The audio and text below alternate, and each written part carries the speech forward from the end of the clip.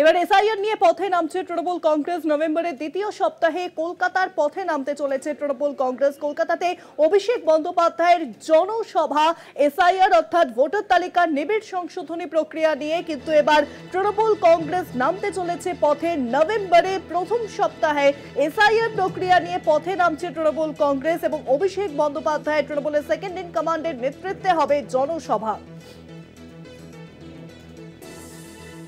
ইতিমধ্যেই তারিখ ঘোষণা হতে চলেছে আর কিছুদিনের মধ্যেই ভোটার তালিকার নিবিড় সংশোধনী প্রক্রিয়া নিয়ে এবং নির্বাচন কমিশন এই প্রক্রিয়া চালাচ্ছে এবং নভেম্বরের দ্বিতীয় সপ্তাহে এই ইস্যুকে সামনে রেখে কলকাতাতে অভিষেক বন্দ্যোপাধ্যায়ের জনসভা অর্থাৎ সেখানে এবার কিন্তু এসআইআর নিয়ে জনসভা শুরু করতে চলেছে তৃণমূল কংগ্রেস। পাশাপাশি সেই জনসভায় উপস্থিত থাকতে পারেন মুখ্যমন্ত্রী মমতা বন্দ্যোপাধ্যায়।